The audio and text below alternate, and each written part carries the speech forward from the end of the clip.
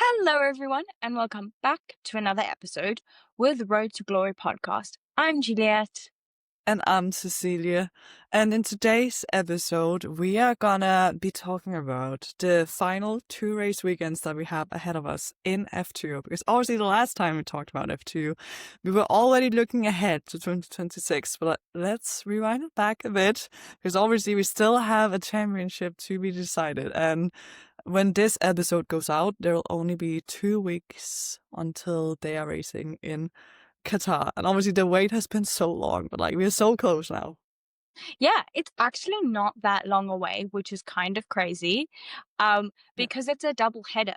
So we have 1 week and 1 weekend. So these drivers are going to want to start in Qatar on a good foot because you don't really have that much time between to reset. Like, yes, you have a couple of days, but it is quite intense. Like, you don't have the weeks that they sometimes have between races. So yeah, it's so exciting. I can't believe we're gonna get a champion crown because like it's up in the air now. We really don't know what is going to happen. We have a couple of predictions of what we think might happen. But it's just anything can happen. Very true. For those who may have forgotten, like, what does the championship actually look like? 'Cause it has been a while. It has. Let's catch you up. So, how the standings are looking like right now? Obviously, we still have Leonardo Fornaroli leading the championship, and he does have like a kind of comfortable gap at the moment at 19 points. Yeah. So definitely a good advantage going in with Jack Crawford behind him, and also Luke Browning also very much still in it as well. Yay! For those of you who are like kind of new here, I'm a big Luke fan. He is also Mm, from the beginning of the season my prediction to yes. win. So really nice to see him up there.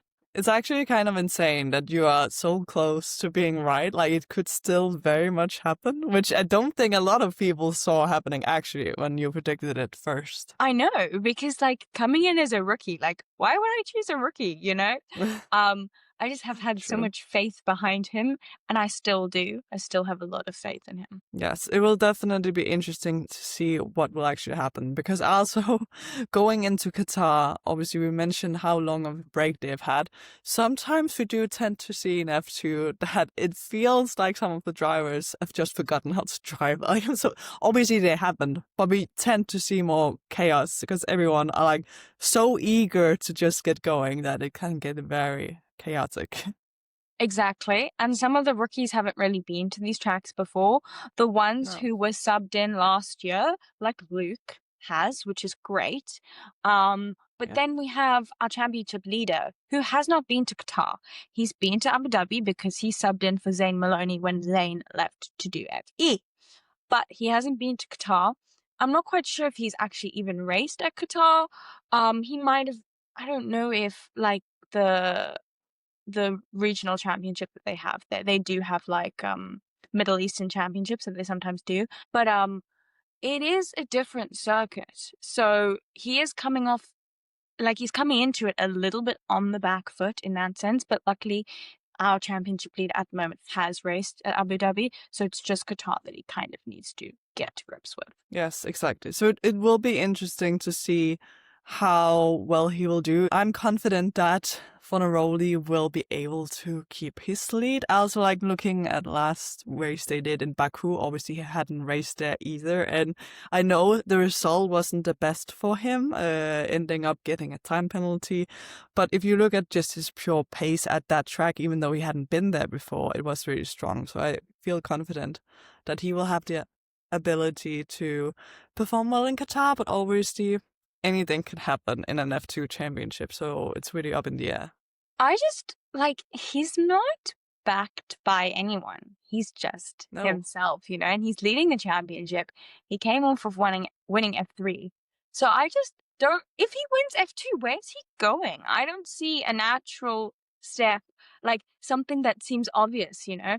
Like someone needs to pick him up or put some backing behind him or sign him as a reserve driver or whatever, because he's done what Gabriel Bortoleto has, but Gabby was signed with McLaren, and then it was kind of obvious that he was going to stay. It felt like the natural progression, you know? So now I'm like, I'm very confused where he's going to go. Yeah, also like Fornaroli is an interesting driver with what you talk about not having any association to any F1 team because there also haven't really been any rumors about it either. Like sometimes you would like hear that, oh, he will be going here or there. So I definitely think he will just be picked up by someone Yeah. after the season is done, especially like if he actually manages to win it. Even though I haven't heard any rumors about this, I could see him going to be like a McLaren reserve driver or something, because obviously they have less drivers in their academy now, getting rid of Alex Dunn. So Yeah. who knows? There could definitely be an opening there for him. I think he would take any form of reserve driver role because obviously he can't get a full-time seat in F1, unfortunately. And also, like, we're getting to that point in the year now that it's also too late to go to other series potentially, other than if he like decides to deviate into some endurance racing. That could also be on the table, but we'll have to wait and see. Yeah, it'll be interesting. I hope he doesn't get stuck like Felipe Drugovich did, you know? But he's also No, for coming back so long. from winning rookie season. So like this is Yeah. what F1 championships do. Like this is what Oscar Piastri did. You know what I mean? So Mm. it's like Yeah. it's kind of crazy to me that he's really not backed by anyone at the moment. Maybe he doesn't need it, maybe Yeah. he doesn't want it because it can be bad if you're dropped. But like he has such pure pace and he is so much potential. I'm just like, what are these F1 teams doing? Why are you not backing him? It's definitely like one big chess game for Fornaroli and the team behind him, like figuring out where will he have the best chance to get an F1 seat, because obviously he deserves to be on the F1 grid. Like obviously we tend to see the drivers who win F3 in the rookie season, win F2 in the rookie season, like progress up to F1, if not the year after F2. Like we saw Oscar also taking a year off just being Alpine reserve. I could very much see that happening for Leo as well, and then getting a seat potentially in 2027. But talking about drivers in the F2 grid who are part of F1 teams right now, like being the junior drivers or reserve drivers, I do want to mention though that when we come to Abu Dhabi, the final race weekend, sometimes it actually tends to be a disadvantage being part of one of those teams, because obviously we tend to see those drivers who are associated with F1 teams stepping in to the rookie session for FP1 in Abu Dhabi. And like the time between that FP1 session and them jumping straight back into the F2 car for qualifying is insane. And that tends to definitely make things difficult for some drivers in the past in the championship. Yeah. It can shake some drivers as well because it's a totally different car from F2 to F1. And sometimes some drivers cannot be in the right mode and they take a little while to get there. So as you said, it definitely can be a disadvantage. I don't think they've announced yet who's doing those sessions, but I can imagine it's like our usual suspects that are gonna go over for it. Like, and I can imagine it'll be Arvid again. Still waiting on that announcement for Arvid. Yeah, I'm actually surprised we haven't gotten it yet, because I like know. it very much feels like the worst kept secret in the paddock again, because we know he'll be getting a seat, most likely at Racing Yeah. Bulls. So we're really just waiting for when they want to drop that announcement. But yeah, if you look at the championship and then who of the drivers potentially are going to do an FP1 session, I would also say it's very likely that second place right now, Jack Crawford, will also do one for Aston Martin, just recently being announced as their third driver for next season. So obviously, if we look back at previous seasons, there were, for example, in 2023, where it was between Frederick Vesti and Theo Pourchaire. Obviously, they both did FP1, but Theo only qualified like outside of the top 10 in that very crucial weekend. Obviously, he still went to win the championship. Still not over that, but still, like, he definitely put himself on the back foot. Like, he would normally qualify better than that, but like the whole mindset change of everything being so different from an F2 car to an F1 car can definitely shake things up a little. Yeah, I totally agree. as you mentioned with Jack Crawford, I also don't think he's not going to do another season. This is No. the end. So I think he's Yeah. going to be coming into Qatar and Abu Dhabi with like such fire beneath him because he Yeah. literally has nothing to lose. He's signed his reserve driver, third driver, sim driver role for next year. He's got that sorted. So all he has to do is try and win it. Like if he crashes out, that's fine. You know, I doubt Aston Martin will drop him now. It's done. So I think Jack is someone to watch out for because I feel like he's like joined the conversation a little bit later. He's been very consistent this whole season, Mm. but now I think if something happens to Leo, if he doesn't qualify great in some of the races or has a bad race, I think Jack could be there and he could benefit from it. And who knows, maybe go and win the championship. Yes, because obviously, even though 19 points feels like a slightly kind of comfortable gap, all you need is like one feature race where Leonardo Fornaroli doesn't score and Jack wins, and then like the whole championship is on its head again. So really Exactly. anything can happen. I totally agree with you. And then also, we do have a battle in the teams championship, which I'm Yes. like, are Invicta going to win it? Or are we going to get High Tech? Because honestly, both of High Tech's drivers have been very consistent and they've been doing really well. And Dino has been scoring more points. He's been getting more consistent because, I mean, they do have two rookies this year, but they've had two good rookies. So, I Yeah. mean, I don't know if I'm biased, but I really like High Tech. I like Invicta as well. Don't get me wrong. Mm. But I like High Tech a lot, so I would really love to see High Tech win. Yeah, I definitely see that happening as well because right now the gap is only 12 points, Invicta leading ahead of High Tech. And yeah, when you see the drivers right now at Invicta, it definitely looks like Leonardo is the one to carry the most of that point haul. Yep. Obviously, Roman Stanek is not a bad driver, but he's not as outstanding at the moment. Where you see with High Tech, obviously Luke still being in the conversation to win the Drivers' Championship. And also Dino definitely has turned a page in the more recent races, starting to perform better. So if he can bring that into Qatar and Abu Dhabi, I think they are in a strong place to potentially go on to win the team's championship this year. Yeah, I agree. I feel like Roman's a good, consistent driver, but he hasn't really been up there for a little while. No. And I feel like for Invicta to clinch this championship, he needs to be scoring more points. Yeah. And for High Tech to claw back the little bit of a gap, both their drivers also have to be very consistent.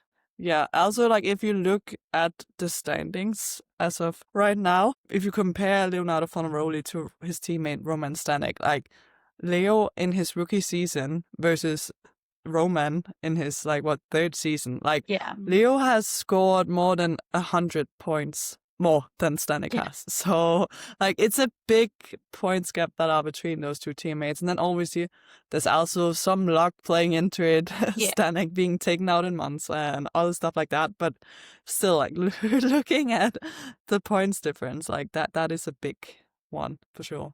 Agreed. I think just especially from Leo's entire like rookie feeder series seasons, he's such a consistent driver. Yeah, Like especially with winning F3 without winning a race, that just shows like how yeah. consistently good he is. So I feel like if he keeps that up, then he could win the drivers and help Invicta secure the team's championship.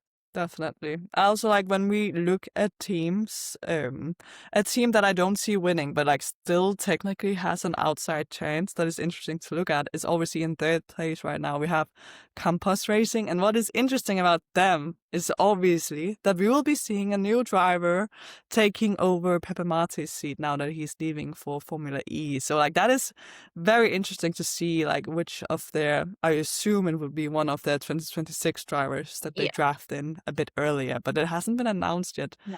which of them it will be. So do you have any feelings on who they'll put in that car? Um, it's hard to say Yeah. because obviously they have Nicola, right? Mm. And they also have Noel. So it's them deciding who they want to put in that seat. And if they want to win this championship, they're gonna have to back someone that they think can jump into that car and score points. Because obviously neither of them have come up to F2. I'm not sure if they've done testing or not, but I want to say Nicola. I feel like they'll go with Nicola. Yeah, I think that's the safest bet. Also, like looking at F3, obviously he has just finished his F3 season where he like almost won the championship, like at least was in contention. And also just Nicola has been the driver that has been announced at Campos for so Mm, way longer than yeah. it's more recent that Noel was announced. Even though at the beginning I felt like it was kind of an odd timing that they actually did announce Noel Leon right around the time where rumors starting to swirl that obviously Pepe would be leaving for Formula E. So like I felt like that could also be something there, but obviously since they haven't announced anything yet, I also think maybe the safe choice would be to put in Nicola because he's currently on stronger form than Noel. But we'll have to wait and see. It also could be, imagine if it was someone completely other than them. Like I couldn't see that happening. But and technically they could put in someone else who actually have like experience in F2 if they think that is a safer choice for them. Like who Yeah. knows? Because this is not gonna happen. But No. for those of you who are not in the feeder series world or not like deep in it, we have seen that Christian Mansell has been testing with Trident, right? Okay, totally Yeah. different team, right? But Yeah. he has had experience in F2. And I Yeah. know Campos love to have their Red Bull backed drivers. But if they would like to win this championship and they can see someone who has experience and pace, maybe they could put him in. I think it would be good for Christian as well to be in that seat. And then show drivers for next year, like, look, I may have had some time off, but look what I can do. I mean, it's probably not going to happen, but we will probably No. see Christian on the grid next year. So I would like to see him sooner on the grid. Yes. Honestly, that could be insane. Definitely probably won't happen. But like in Yeah, a but dream world, like we still don't have any announcements no. as of recording. Again, it would be very us coded. Like it would be typical if like we say, "Oh, this hasn't been announced yet." Cut to like the day after recording when we're still editing the episode, and then it has been announced, and then this doesn't matter. So we're sorry if that's the case again. Like that Yeah. has been the case for like every single episode we have been doing in this like off period. It's like none of our information is completely correct because they just like No. to announce stuff just after we've recorded. To be honest, I wouldn't mind if they did that just because I want to know who's going to be in that Yeah. seat. But yeah, maybe you guys already know and we don't as of recording. Yes. Um, but I think they might wait a little bit longer to announce it. I think it might be like a week or so before. Yeah, we'll have to wait and see. And also, if you're unsure if something has been announced since this recording has been made, you can always check our description. We always make sure to make a big attention. This Yeah. has been announced since recording. So, like, at least try to help keep you up to speed, basically, with what has happened in the feeder series world. But yeah, you never know when exactly they'll decide to make the announcement. But it will definitely be exciting to see who will be in that campus car going into Qatar and Abu Dhabi. Yeah, I'm very stressed for Qatar, Abu Dhabi specifically, Yeah. Mm.